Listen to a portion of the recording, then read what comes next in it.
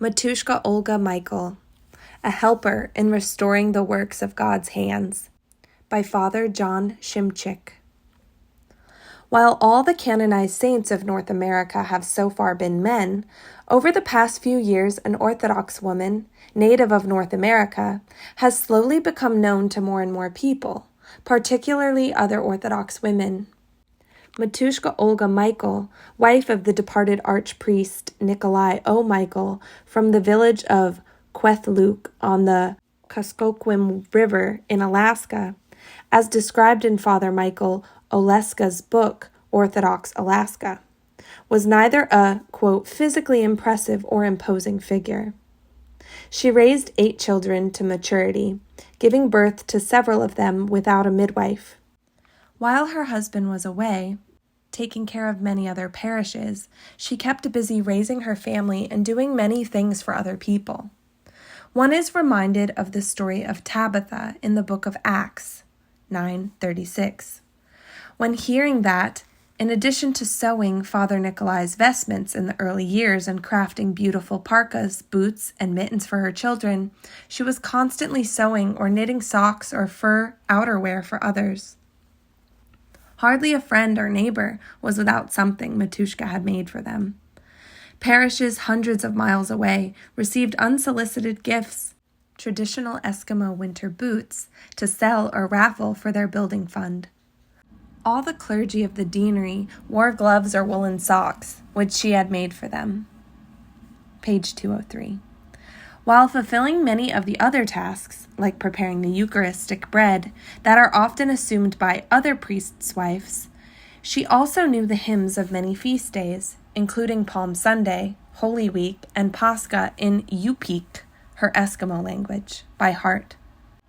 After miraculously surviving an initial bout with cancer when it seemed that nothing could be done, she eventually succumbed to a return of the disease, preparing herself for death, which took place on November 8, 1979, with great courage and faith.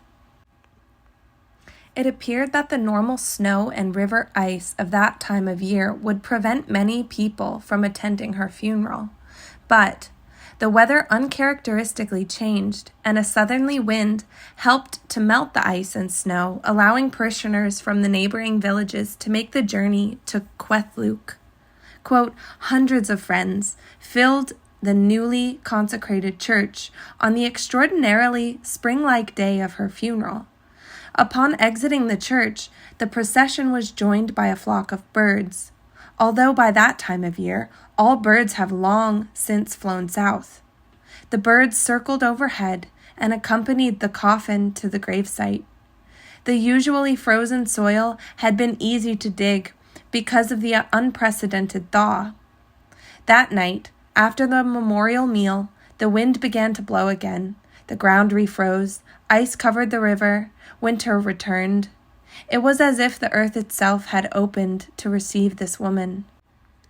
The cosmos still cooperates and participates in the worship the real people, meaning the name native people give to themselves, offer to God.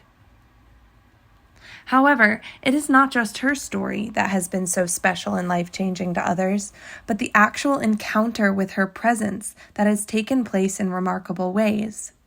One woman, originally from Kwethluk, but now living in Arizona, had a dream in which Matushka Olga appeared, assuring her that her mother would be all right because she was coming to join her in a bright and joyful place.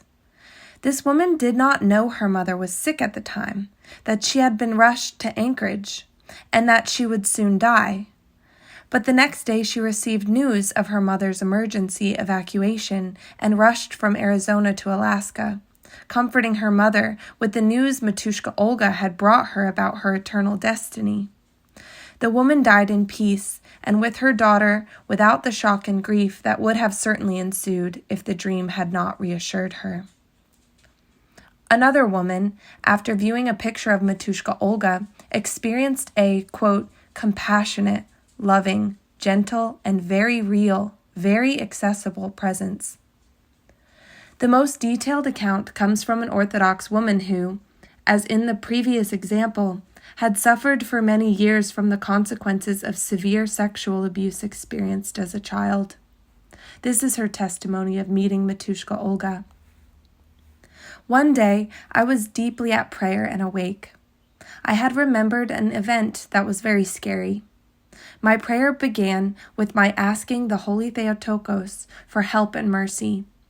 Gradually, I was aware of standing in the woods, feeling still a little scared. Soon, a gentle wave of tenderness began to sweep through the woods, followed by a fresh garden scent. I saw the Virgin Mary, dressed as she is in the icon, but more natural-looking and brighter, walking toward me. As she came closer, I was aware of someone walking behind her. She stepped aside and gestured to a short, wise-looking woman. I asked her, "Who are you?" And the Virgin Mary answered, "Saint Olga." Saint Olga gestured for me to follow her. We walked a long way until there weren't many trees. We came to a little hill that had a door cut into the side. She gestured for me to sit, and she went inside. After a little while, some smoke came out of the top of the hill. Saint Olga came out with some herbal tea. We both sat in silence, drinking our tea and feeling the warmth of the sun on our faces. I began to get a pain in my belly, and she led me inside. The door was so low I had to duck like bowing in prayer. Inside the hill was dry and warm and very quiet. The light was very soft, coming from a shallow bowl and from the open hole on the top of the hill. Everything around me felt gentle, especially Mother Olga. The little hill house smelled like wild thyme and white pine in the sun with roses and violets mixed in. Mother Olga helped me up on a kind of platform bed like a driftwood box filled with moss and grasses. It was soft and smelled like the earth and the sea. I was exhausted and lay back. Saint Olga went over to the lamp and warmed up something which she rubbed on my belly. I looked 5 months pregnant. I was not pregnant for real at that time. I started to labor. I was a little scared. Mother Olga climbed up beside me and gently holding my arm, she pretended to labor with me, showing me what to do and how to breathe. She still hadn't said anything. She helped me push out some stuff like afterbirth, which kind of soaked into dried moss on the box bed. I was very tired and crying a little from relief when it was all over. Up until this, she hadn't spoken, but her eyes spoke with great tenderness and understanding. We both got up and had some tea. As we were drinking it, Holy Mother Olga gradually became the light in the room. Her face looked like there was a strong light bulb or the sun shining under her skin, but I think the whole of her glowed. I was just so connected to her loving gaze that I didn't pay much attention to anything else. It was the kind of loving gaze from a mother to an infant that connects and welcomes a baby to life. She seemed to pour tenderness into me through her eyes. This wasn't scary, even though, at the time, I didn't know about people who literally shone with the love of God. It made more sense after I read about Saint Seraphim. I know now that some very deep wounds were being healed at this time. She gave me back my own life, which had been stolen, a life that is now defined by the beauty and love of God for me, the restored work of His hands.